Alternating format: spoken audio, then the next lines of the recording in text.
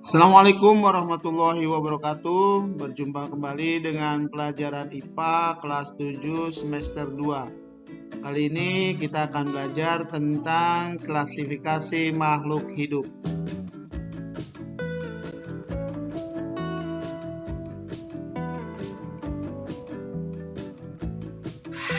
Bagian yang pertama yaitu makhluk hidup atau benda mati.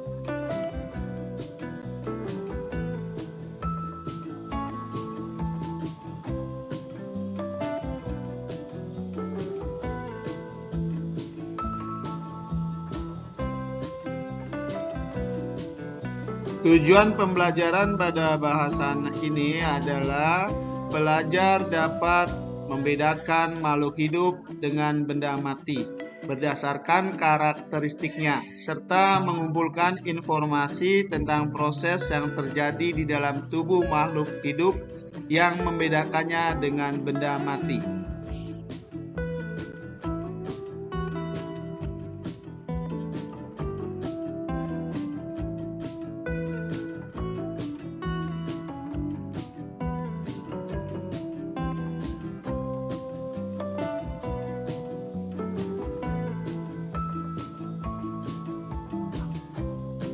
Coba perhatikan, di sini ada benda tanah, semut, batu, dan tumbuhan.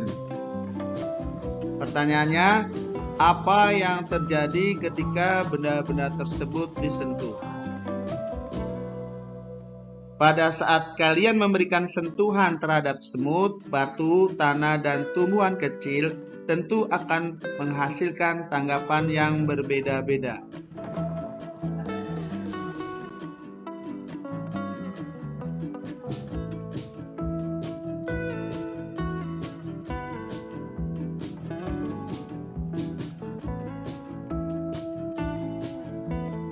Semut mungkin akan memberikan tanggapan dengan bergerak atau berpindah tempat. Adapun batu dan tanah tidak memberikan tanggapan, dan tumbuhan akan memberikan tanggapan yang berbeda dengan semut.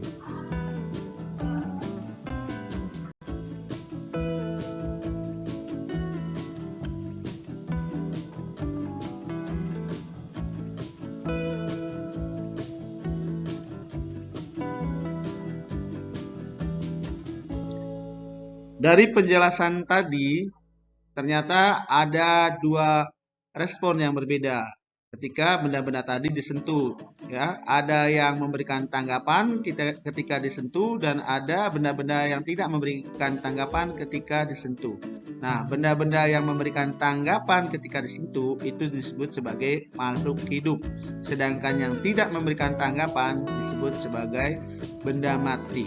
Sekarang timbul pertanyaan, bagaimana kalian membedakan antara makhluk hidup dengan benda mati?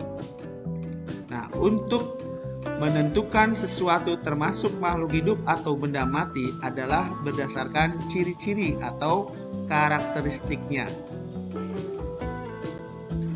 Beberapa benda tak hidup memiliki beberapa karakteristik kehidupan, tetapi tidak akan memiliki semuanya. Sesuatu diklasifikasikan sebagai makhluk hidup harus memiliki semua karakteristik kehidupan.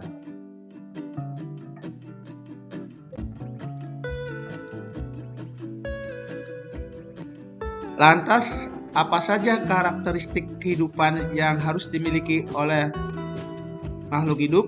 Kita lihat beberapa karakteristik umum dari makhluk hidup adalah yang pertama, memiliki kemampuan untuk bergerak. 2. Tumbuh dan berkembang. 3. Memiliki kemampuan untuk bereproduksi. 4. Menanggapi rangsangan dari lingkungannya. 5. Mengambil dan menggunakan energi. 6. Memiliki kemampuan bernafas. 7. Menghasilkan limbah atau ekskresi. Dan 8. Tubuh tersusun dari satu atau banyak sel.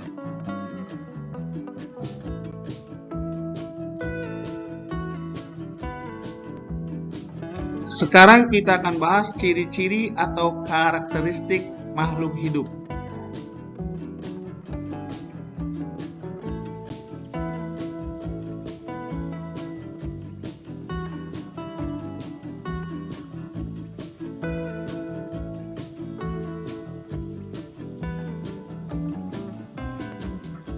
Ciri-ciri makhluk hidup atau karakteristik makhluk hidup yang pertama adalah makhluk hidup memiliki kemampuan untuk bergerak. Kita lihat di sini gambar makhluk hidup, tumbuhan dan kupu-kupu. Kalau kita amati, maka biasanya gerakan hewan dapat dengan mudah kalian amati. Berbeda halnya dengan tumbuhan yang bergerak secara lambat dan sulit untuk diamati secara langsung.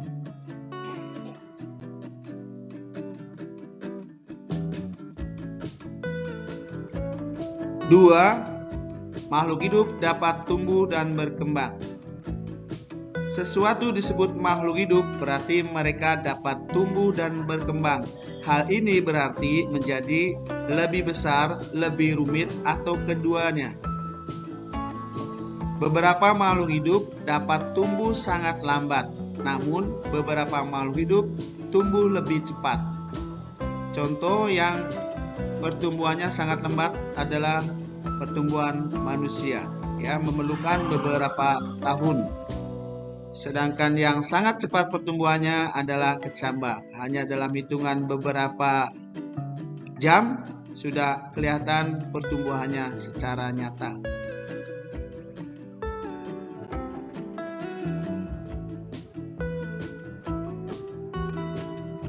Tiga, makhluk hidup memiliki kemampuan reproduksi atau berkembang biak.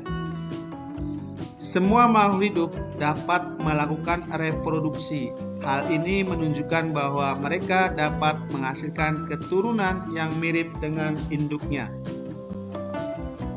Reproduksi dapat terjadi secara seksual dan aseksual. Seksual itu artinya melalui peleburan sel kelamin, sedangkan aseksual tidak melalui peleburan sel kelamin.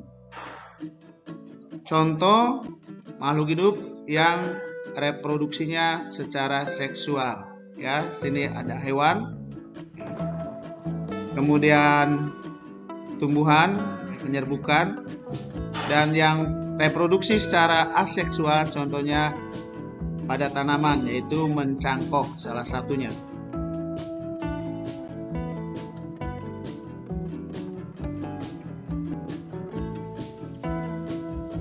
Empat, makhluk hidup menanggapi rangsang. Makhluk hidup dapat memberikan tanggapan terhadap perubahan lingkungan. Perubahan lingkungan internal dari dalam tubuh dan eksternal dari luar tubuh disebut dengan stimulus. Sedangkan reaksi terhadap perubahan lingkungan yang dilakukan oleh tumbuhan disebut dengan respons. Contoh makhluk hidup menanggapi rangsang, ketika kita menyentuh daun putri malu, maka respon yang diberikan oleh daun putri malu dengan menutupkan daunnya.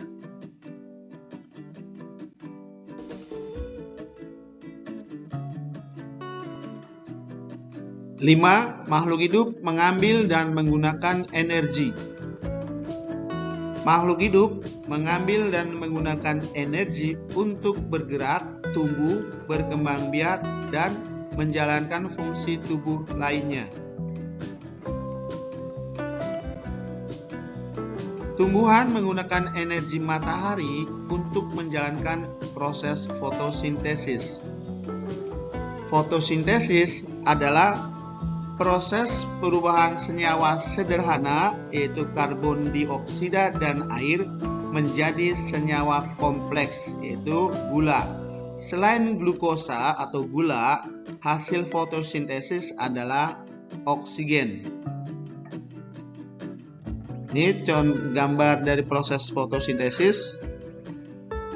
Dan organisme atau makhluk hidup yang dapat membuat makanan sendiri disebut produsen atau autotrof.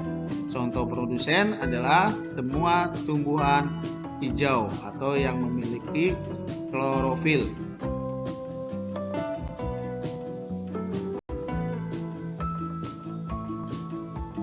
Sedangkan hewan mendapatkan energi dengan cara memakan organisme lain, baik tumbuhan maupun dari hewan lainnya. Contohnya ini katak yang memakan serangga. Nah, organisme yang mendapatkan energi dari memakan organisme lain disebut heterotrof. Ya, semua hewan termasuk heterotrof.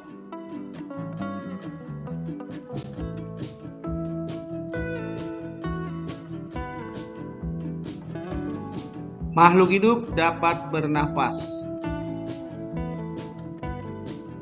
Manusia, hewan, dan tumbuhan memerlukan oksigen untuk bernafas atau respirasi. Oksigen yang dihirupnya digunakan untuk mengoksidasi atau membakar zat makanan di dalam sel sehingga dihasilkan energi. Zat sisa dari proses oksidasi ini adalah karbon dioksida dan uap air. Ini kita ambil contoh manusia dan hewan dan tumbuhan.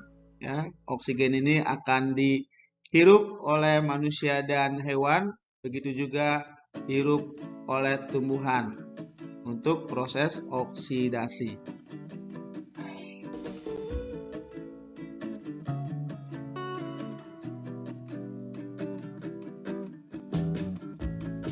Yang ketujuh, makhluk hidup menghasilkan zat sisa. Terdapat banyak sekali proses biokimia di dalam tubuh makhluk hidup. Selain menghasilkan produk yang berguna, reaksi ini juga menghasilkan zat sisa yang bersifat racun bagi tubuh, sehingga harus dikeluarkan dari tubuh makhluk hidup. Proses pengeluaran zat sisa metabolisme ini disebut dengan ekskresi. Jadi kita lihat contohnya, manusia yang sedang bernafas akan mengeluarkan CO2. CO2 ini adalah zat sisa yang harus dikeluarkan. Manusia menghasilkan zat sisa karbon dioksida dan uap air dari proses respirasi seluler dan mengeluarkannya melalui proses bernafas.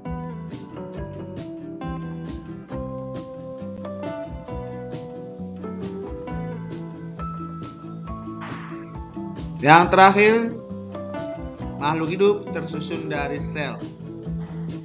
Makhluk hidup secara struktural tersusun dari sel. Makhluk hidup ada yang tersusun dari satu sel, disebut sebagai makhluk hidup uniseluler, seperti Paramecium, amuba, dan Euglena. Dan ada juga makhluk hidup yang tubuhnya tersusun dari banyak sel atau multiseluler, contohnya manusia, hewan, jamur. Ini gambar contoh dari makhluk hidup uniseluler, amuba, Paramecium, dan Euglena.